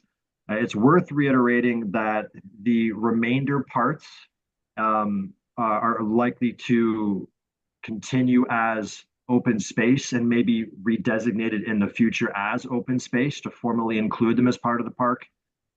It's worth noting that all the parts 1 through 11 were never designated nor zoned as park space. They were always just vacant residential land, and in the case of Snow Street, a former road allowance. Disposition of parts 1 through 8 does not remove park space from Vienna. It will simply permit the development of vacant residential lands in a manner that does not require the municipality to expend front-end costs to open Snow Street. And high-level estimates at this point in time, between the Vienna Community Park and the Memorial Park, Vienna will continue with approximately 1.7 hectares of park space for its approximate 800 residents. So based upon the comment received and the direction provided to date, staff would recommend that council direct staff to proceed with the sale of the 8 identified parts by a municipal realtor. Mr. Mayor, I will leave it with you and council, and I'm available for questions. All right, thank you very much for that report, Thomas. Does anyone have any questions? Through you, Mr. Mayor. Yes. Can Councilmember. we make it official and designate in this motion that the remaining land be changed to open space? Okay, I'm not sure you heard that, Thomas. The question was whether we can officially tonight let the remaining lands be designated as open space. Through you, Mr. Mayor, council, that would formally, I don't know if Mark's, yes, Mark is still there. That would, in my estimation, require us to go through proper planning processes to redesignate and rezone, because a lot of the land is currently designated and zoned for residential purposes. So we would have to go through a municipal-led housekeeping official plan and zoning amendment to do so. Now, if council would like us to do that, they can provide that direction, but we can't just change the designation tonight. Well, that's Understood. what I meant. I Yeah. meant the direct staff to start the Yeah. zoning change. That's what I meant. Sorry for, No problem. But I think I understand the intent. I think that's probably a clean way to do it. Another way to do it, I would be thinking that even if included in the motion that council identified as the intention to designate the That's remaining what I'm or asking. residual parcel as open space. Does that work as well? yeah, that's what I'm asking. I'm asking her to Well, the- direct staff that our intention is to change that to open space. Get in the process or whatever. I don't know. Either or copacetic with you, Thomas, from a process point of view? Yes, Mr. Mayor, I think if council provides direction for staff to bring back housekeeping official plan and zoning bylaw amendments to redesignate and rezone the land as All open right. space, we can look into that. Okay, I think that's fair. Yeah, Deputy Mayor, you have any problems with that? No. Okay, we're getting Megan here to script something up for us. While we wait, we'll have Miss Councilor Emerson do a song and dance. Yeah, I'll bring guitar next time. If, through you, Mr. Mayor, if I may just ask Thomas a quick question. Yeah. In regards to, while we're crafting that, you make mention of the 1.7 hectares for its approximate 800 residents. Have we ever determined what the regulations or the recommendations are for park land? That's a good question. Good question. Through you, Mr. Mayor, to council, we haven't had that discussion. We have had some residents reach out about whether we have a formula to identify the need for park space relative to population. And these individuals have been directed to the OP review process as part of the comment for that. So my understanding is, in talking with Morgan Arcadis, we'll be looking at something in that regard if there is a specific threshold or if there is a range that we have to adhere to. Okay, thank you for that. Are we good? I believe so.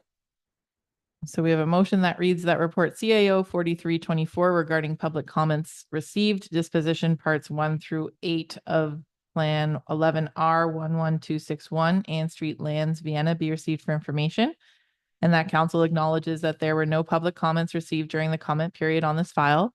And that the council of the corporation of the municipality of Bayham directs the sale of parts 1 through 8 on Plan 11R 11261 to comprise 4 residential building lots by municipal realtor, and that staff be directed to present housekeeping amendments to redesignate the remaining lands to open space. Okay. Having heard the motion, do we have a mover and seconder? Counselor Emerson will move, Deputy Mayor Weiser will second. All in favor? Any opposed? That's carried. Thank you.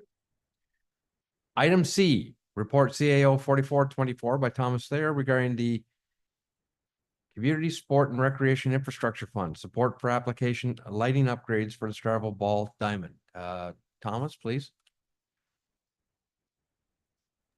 Thank you, Mr. Mayor. So this report follows the direction that council gave at the last meeting to sign the amending TPA for the SCC expansion project through the ISIP Community Culture and Recreation Fund. So the Community Sport and Recreation Infrastructure Fund is a provincial cost-sharing program that was launched as part of the 2024 budget with specific objectives identified in the report. So this was announced in April to provide funding for municipalities, and it was formally opened up late in the summer. There are 2 streams. So the municipality would qualify under both, but since we are not looking to construct any new facilities, we'd fall under stream 1, which would be repair or upgrade of existing sport recreation facilities. So this could include anything that extends the lifespan of an existing community and recreation facility or spaces, maximizes the use, improves health and safety and accessibility, or environmental standards. So improvements to the field of play, for instance, improved energy efficiency. Some examples of projects that would qualify are included in the report. Under Stream 1, eligible applicants may apply to the ministry under Stream 1 for between $150,000 and $1 million. All eligible organizations can apply for 50% of costs. However, in some special circumstances, a municipality or organization can apply for up to 70%. Those are also identified in the report, with municipalities with a population of less than 20,000 people being able to qualify. So we would be looking at the 70% allocation. And approved projects must be completed with all eligible project expenses incurred within a 24-month period of successfully entering into a TPA. So these Stream 1 applications are due in relatively short order. October the 29th is the date. So we've identified for this project the lighting upgrades at the Stratfordville Ball Diamond. Rationale for this is that they were previously included in the 2019 application under the ISIP program. And until they were formally de-scoped, so the bylaw is on for tonight, and council's provided the direction as of October the 3rd, we would have been unable to apply for this project because stacking of this provincial grant is not permitted. But now that the de-scoping has occurred, pending the bylaw passing tonight, then the ISIP program no longer applies to this program component, and we can then apply under the Community Sport and Recreation Infrastructure Fund for it. The other aspect to take into account is usage. So the usage statistics for the last 2.5 years are included in the report, comparing rental and revenue, with a substantial weighting towards usage at the Stratfordville Ball Diamond. It's worth noting that this does not include any general first come first serve usage. This is just through our facilities manager. So this item is included in the draft 2025-34 budget. It's item PR 15. It is presented at the budget at $250,000, identifying a 70% grant funding allocation. We are in the process of finalizing a quote to submit with a grant, should council be supportive. It's worth noting that one of the requirements of this program is a council resolution in support of the application. So if council is interested in supporting this, we'd be seeking specific support through recommendation tonight If council doesn't provide this, because it is a mandatory requirement, we won't be able to go forward with the grant application. So this does align with our strategic plan, section 3.2, to actively seek and apply for grants to support operational and capital projects. Mr. Mayor, I'll leave it with you and council to discuss. I am available for questions, and I'm not sure if Steve is still in the room, but he's been working towards to getting a quote for this too and working on the project. So if he's there, then possibly he can chime in as well. But if not, then I'm here. All right, thank you for that report. Any questions? I have one. Yep, Councilor Emerson. Is this sports and recreation fund limited to one project? Good question. Thomas? My understanding is yes, it's location based. So it's one project, one location. One municipality, you mean? Like one per municipality? Is that like we can't make two applications? Like for, I don't know, improving the pickleball courts or lighting for Port Burwell, why are we limiting it to one project? Or we can't do multiple applications, or that's my question.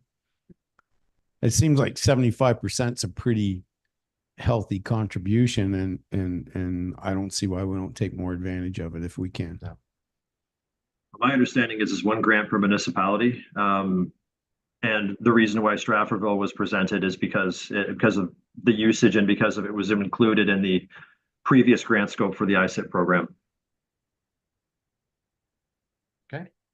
Okay, supplemental. Yep. Then does that include stream 1 and stream 2? We can't think of anything new project that we can include in a separate or on top of this that we can do. I don't know, something small like improve restroom facilities or build something new. I don't know, equipment for children to play on or something. Like something new in a park someplace. Eden, Richmond, I don't know, Port Burwell, Vienna. Like jungle gyms or whatever you call them. Okay, I didn't see washroom facilities on any of this, but Well, change rooms. I don't know. Like Yeah. beaches, recreation. the capital works for the beach is Beach washrooms. beach washers, but it's upwards of 500,000. And what's the cap on this program, Thomas? 150? It's $150 to $1 million, and we have to have the work completed within 2 years. Right. So we would have to have a quote within the next 12 days to be able to provide as support for a grant. And Steve's been working on the one for the Stratfordville Ball Diamond. Theoretically, that could also be applied to the Port Burwell Ball Diamond. But if council's interested in a different project or a different stream, we might not be able to get a reasonable quote in time to include in the application. It is a relatively short timeline on this. So these, like every other thing that's out there, are shovel-ready projects that the government's looking for. Yeah. Really puts a small municipality at a disadvantage because we don't have the resourcing in order to have a pocket full of shovel-ready projects and the engineering behind them. Well, through you, Mr. Mayor, thinking outside the box, is there not like a children's jungle gym equipment supplier that we can just buy and it wouldn't take long to figure out like a package unit price, or I guess that's for Steve. Yep. If the grant's there and we get a chance to put some rec equipment in Eden or Richmond or something like that, that you can just buy out of the box and set there and set in a cement pad, it couldn't be that hard to figure out. Well, we have playground equipment in Eden and Richmond and Corinth. Well, an improvement, I don't know. That's coming up on the capital schedule as well of trying to improve those things in the next. When's that begin that cycle? 28, Steve? 27, I believe, Mr. Mayor. Yes. So it's something that's on the plan.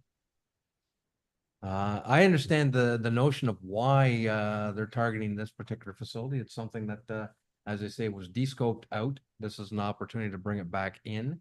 The staff have been working on it. I'm not challenging that. Oh, I'm just, okay. I'm not challenging that at all. I'm just saying if this money's here and it's 75% funded, I would hope that we consider other areas or other possible, Mhm. especially for the new street. There's gotta be some. I think, We should have. Go ahead. Yep, Deputy Mayor. thank you through you, Mr. Mayor, if I may, I think one of the questions was if we apply for the grant to upgrade the Stratfordville lighting, can we also apply under the Stream 2 for a different project? Are we is our municipality allowed to submit applications in Stream 1 and Stream 2?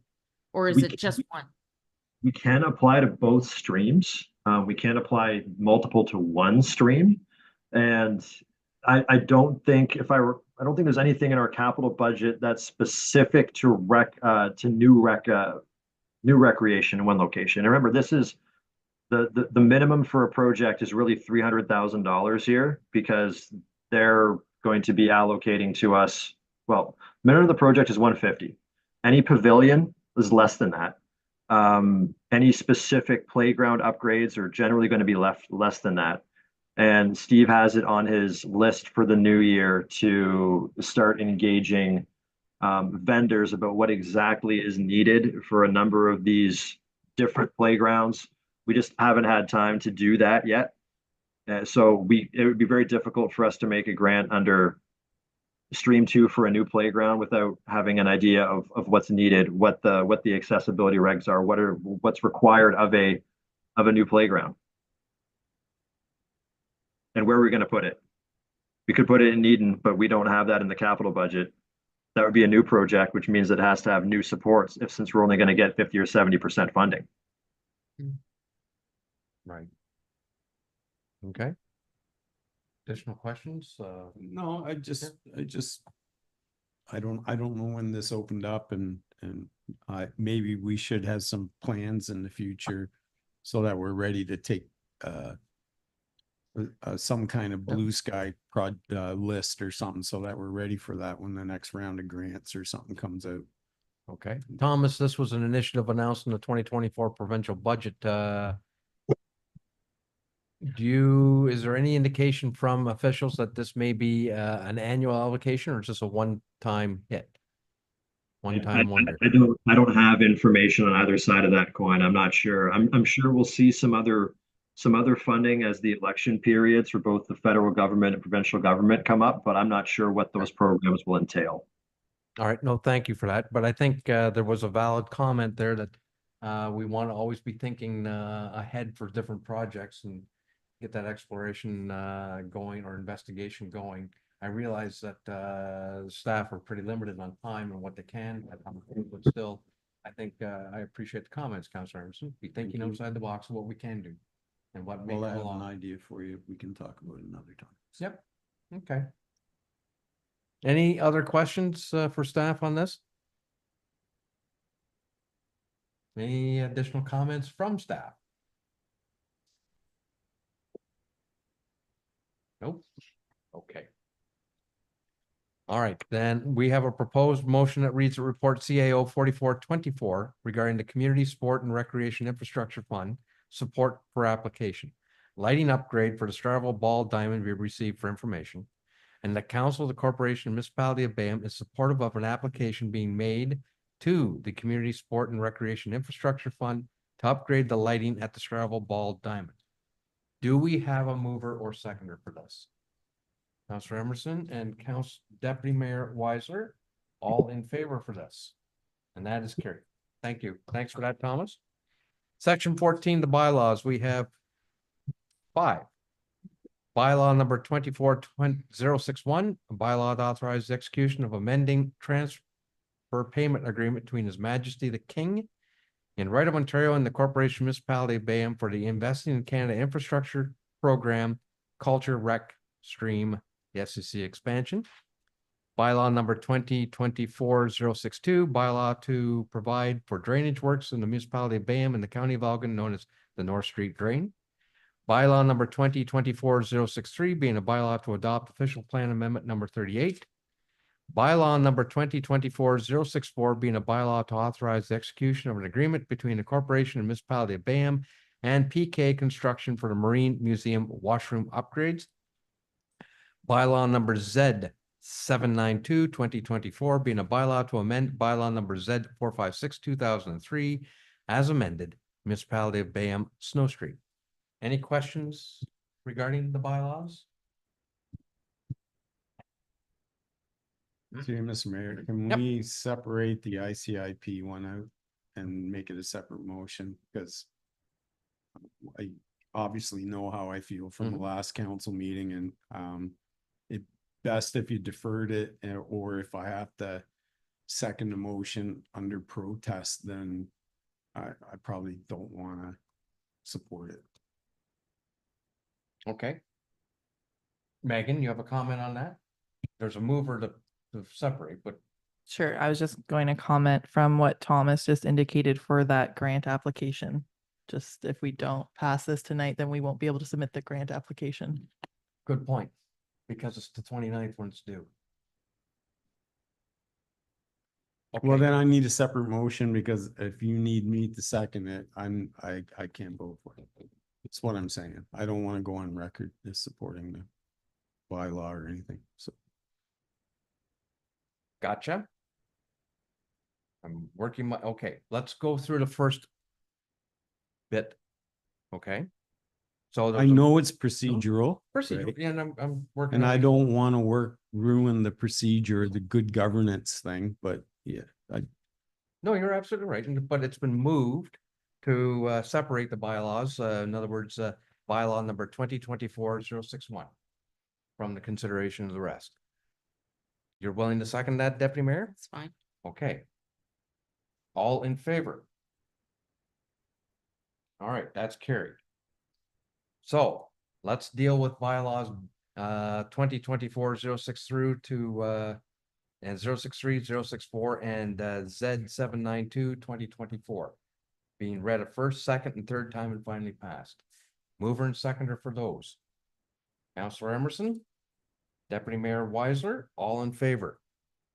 Okay, now returning to bylaw number 2024-061. Okay, as was noted, if we're talking about the TPA bylaw, this does not mean that we are agreeing to any particular tender or anything tonight. This is just moving the process along. As was noted by staff, should we fail to approve the bylaw, then we are in essence still with the full expanded scope of the SCC before us, not the de-scoped. The full expanded scope refers to including the lights in that program. De-scoped is removing the lights out. If we don't deal with this bylaw tonight, then we precludes us from dealing or applying for that sports and what was it called again? The sports community sport and recreation infrastructure fund. That's all. All I'm trying to stress is just by approving this bylaw does not mean we're moving ahead with the project in terms of accepting the tender. We're just moving ahead to go to the de-scope side. okay. Okay. Yeah, I have like a question. Yep. Have we drawn money out of this ICIP thing already? There was some, is Thomas still on?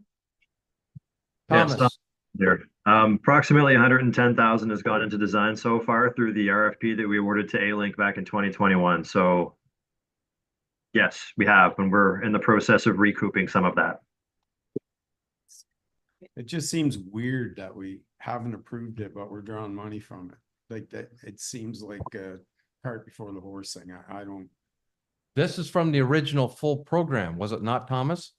Correct. Yes, we- we engaged with A-Link in 2022 formally once an agreement was in place, and it was at first concept plan. We've been working on detailed design work up until approximately September, October of last year. So that's the cost at this point. Okay, that's on the full picture one, the 2019 application. The de-scope from last, my God, it was a year ago, 2023 April. This is the smaller version. Yeah, I get it. I Yeah. get it, but we're moving forward with the, excuse me, Yeah. well, we're moving forward with this tender process. What's this tender process gonna cost us anyway? But It's final drawings from A-Link, correct, Thomas?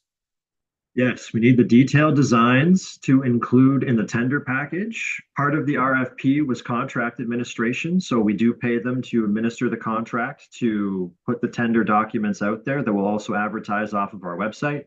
It's all part of that RFP. Okay. Okay, all right. Deputy Mayor? thank you through you, Mr. Mayor. Sorry, Thomas, can you? Sorry, go back there. You said it's all part of the RFP. You mean it's all part of the tender? No. But no, it's no. So to clarify, in 2021, council awarded an RFP for architecture services. Ah, yes, okay, I apologize. It's the architect, I see what you're saying. Yes. If I may clarify the process, say it through you, Mr. Mayor, sorry. If I may clarify the process, I just want to confirm. When we move forward with the D-scope bylaw, that gives us the capacity, even if we don't move forward with the project, to submit expenses that we're going to incur as a result of design work. Can we still recoup those from the project, even if at the end, when we get the tender results, those tender results come back and it is unaffordable?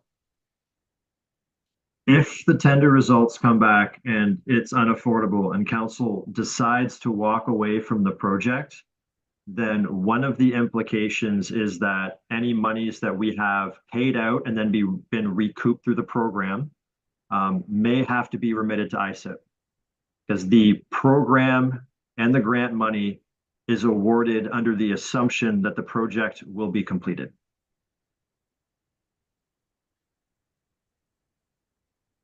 Supplementary? Yep. However, the only way at this time, based on our last meeting and from what I'm reading in this agreement, the only way really to determine what the costs are is to get the design and put it out to tender.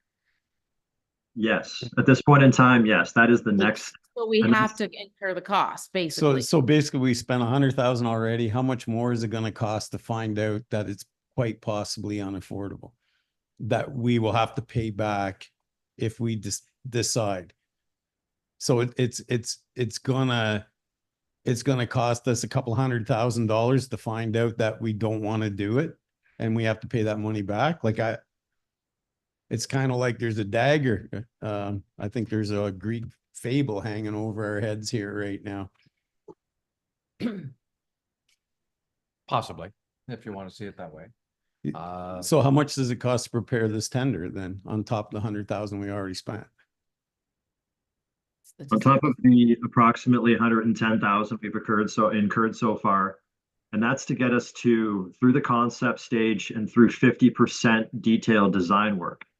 We still have to get through the other 50% of detailed design work, and then we have to formalize the tender documents and then put the tender documents out there, and they have to go through formal review before they come back to council. Realistically, you could be looking at a ballpark $40,000 to $60,000.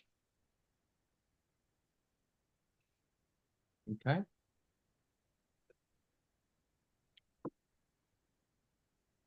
Well, it's not okay, but I understand, but. I meant, okay, because of comprehension. Excuse me. Yeah. I understand. Through you, Mr. Mayor, if I may.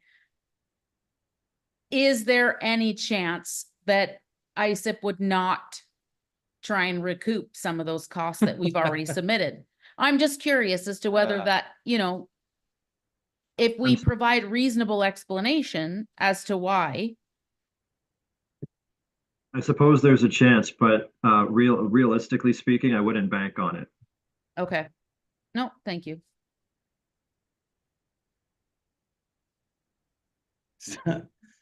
So let me, just the logic is amazing. Like, so we have to do this so that we can, how much were we gonna ask for the ball diamond lights?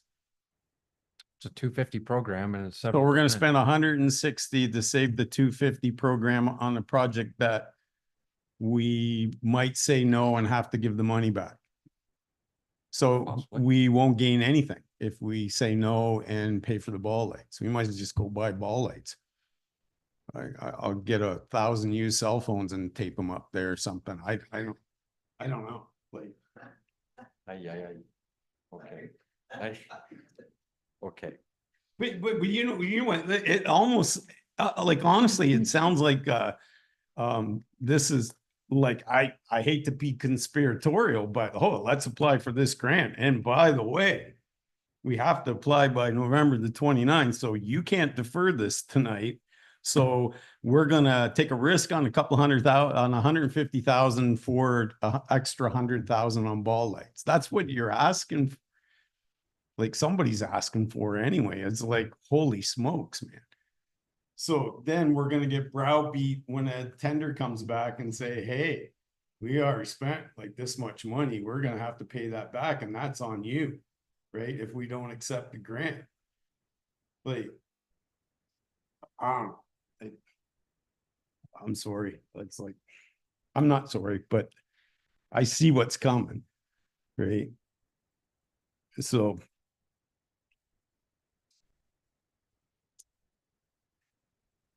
Through you, Mr. Mayor, if I may, just a comment, like, I hear what you're saying, Counselor, I do. The only way that we're gonna be able to make an educated decision here is we have to have all the information as well. So this is where it gets challenging. You have to get a tender so we see where we're at.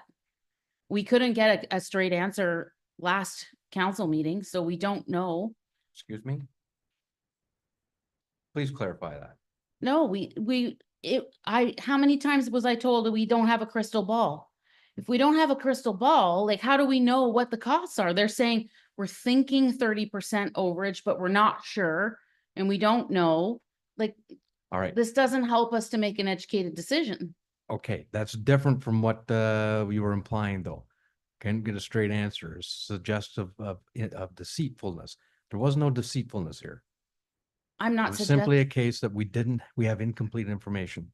That's correct, Okay. which is why I asked for clarification as to how can we get complete information? And this was the process that I was told we have to This was take. the process. Right. Yeah. The unfortunate piece is that this process is gonna cost us money in the end if we don't proceed with the project. This process has already cost the municipality $100,000. Okay? And staff had estimated it'll be another 40,000, 50,000 more to get us through to the tender process. You can abandon a project right now and it's $100,000 spent for partial plans. Even if we decide to abandon the process down the road, you'll still have complete documents Plans, or yeah. complete plans that should this be award or reawakened or re-engaged down the road, you've got a set of architectural plans that are ready to go. So there is an investment, yes. Is there a risk? Sure there is. Yep. That's all. But it is, and it may be distasteful but it is the way of going forward. Well, I would suggest that if I made an effort to abandon business meetings to give my opinion on the meeting before, the people that are in support of it might want to show up for a Zoom meeting, even if they're on holidays. So I guess it's okay for everybody else to bail a meeting, but not for me. Right? Okay, don't even go there. Like, am I disappointed that we don't have a full council here? Yes, but that's as far as we can go. Okay. Okay, But there are a couple of avenues that we can deal with. We can either deal with the bylaws before us. If you want me to take the pressure off of you, Councilor Emerson, I can tell you this or offer you this. You can chair the meeting in terms of dealing with this bylaw. I don't want to chair anything. I'm just like, it's fine. We can go ahead. Okay, all right, Right. understood. But it just seems kind of like, oh, this is like tonight and that's it, and we're gonna miss another opportunity. I guess if we go forward, then we're gonna break even on the lights. I guess that's the way to look at it. We're gonna gain 50,000 because Oh. we'll get that grant. And then we'll take that grant and give it back to the government and then just buy lights. That's if the thing gets defeated. That's essentially what we're saying, Well, right? I would think that if. At least we don't- get lights out of the deal. If right? we, maybe, if we don't, if we don't proceed with this, we're not proceeding with the other. I get you. But at the same token, if we aren't successful in the sports and rec grant application, the lights aren't going up anytime soon. We just can't do it.